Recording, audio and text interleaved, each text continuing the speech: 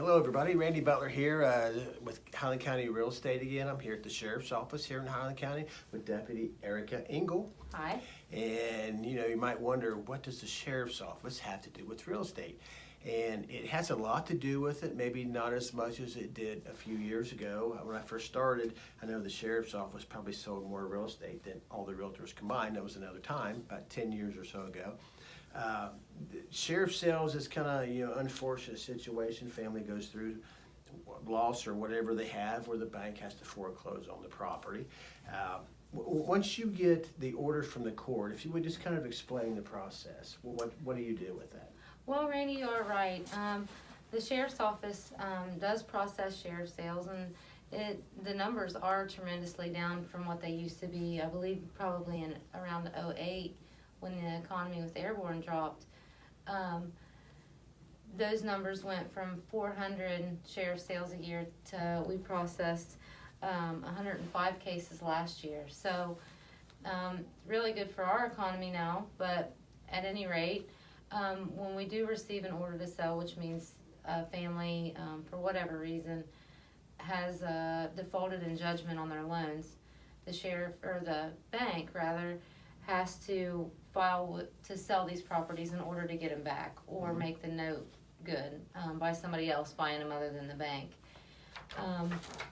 Once I get the order to sell, I send it out for appraisal, and the only people that can appraise sheriff sale properties are landowners in the county that the sheriff sales ordered in. Usually, or well, all the time, it takes 3 different appraisers. Most of the time it's realtors, but we do have some that aren't realtors that send them out. They go out and they appraise the home.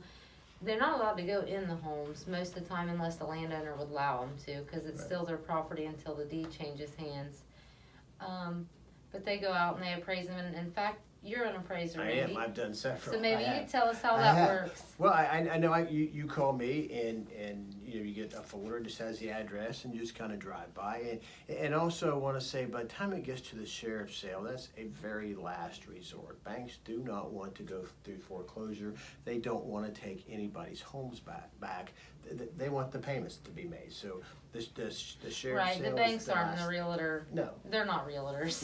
No. This is a last resort. The appraisal, I've done several. You just kind of go out and kind of, as best as you can tell, it's just kind of I won't say a guess, but it's hard to, you can't judge a whole lot by just driving by, but that's kind of what we have to do. Right.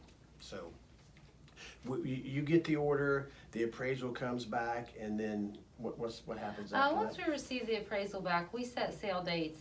And used to, they would only have one sale date, and then if it didn't sell on that date, then the banks were required to refile it, and it cost them a lot of money. So they went through some house bills and kind of went around that a little bit. And now we set 2 sale dates for every sale. So they can't be any less than 7 days apart, and they can't be any more than 30. So I try to run them every other week. The first sale date is set for the appraisal amount, and then it's offered to buy it, starting bid at 2/3 of that appraisal amount. The second sale date is used if it's not sold on the first sale date. It will be offered for opening bid. If that bid doesn't bring enough to cover all the fees for the foreclosure, then the third-party purchaser, if there is one, is required to, theoretically speaking, they go in and they bid $1 and they're the winning bid, which is possible. And the fees are $2,500. Well, they're going to end up spending $2,501. Right, just to pay the fees. Because they've got to pay the fees on top of whatever the bid is. It wasn't under the impression that the dollar would get it, and if that is what it was, but they went back and they fixed that and said no. Sure. As long as you bid enough to cover the fees, then there isn't extra. And these auctions are public auctions. They are public. Anybody can go. You don't have to have a ticket or an invitation. Anybody can go to these. Currently our website's down. We was putting them on the website, but that's being renovated. But we do advertising 3 weeks in a row, 3 weeks before the sale date. So essentially you have 6 weeks to prepare to be able to come to the sale. That's advertised currently right now on the Times Gazette, and on I keep a book on my desk, and outside the clerk's office on the bulletin board. Good. I think it's Wednesday or Thursday. It used to be. Every Thursday at 10. Yeah, they'll have, like In the when basement. when the auction is, where it is. Yes.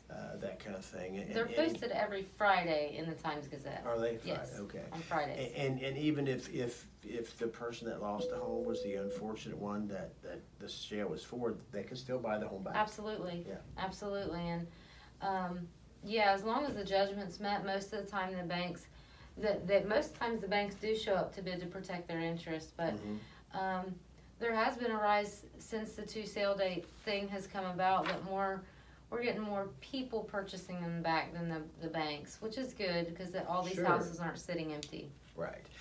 Like Erica said, to start with, when the sheriff sales are down, and they are compared to what they were, that's a great sign for the economy. Absolutely. Things are, when things are going like that, that's not good. And then, they've also gotten a private selling officer involved too, where I'm not quite sure why when the sheriff's office offers this service free of cost, what benefit it was to the attorneys. But they rallied to get private selling officers that they can hire to sell them for them on the internet. Didn't know that. And that is on the rise. We went from 4 private selling officer sales last year to 20 this year. So the bank attorneys are actually, and plaintiffs actually are utilizing their private Great. selling officers more than they was. You had said, how many did you do last year? It's on there. We did 118 last year, I believe, and 105 this year. Okay. That's not bad. It sounds like a lot, but comparatively to what it was, that's not No, bad. it's down considerably. Okay, I don't know if this helps shed any light. Maybe you had no idea how it worked. It is a process. The sheriff's office handles it, so it is one of the unfortunate things that just happens. And then and once we sell them, it takes like 6 to 8 weeks for everything to finish up, and it is a very lengthy process. Very good. I hope this video helped. Highland County Real Estate, Randy Butler and Deputy Erica Engel. Thank you. Thank you very much.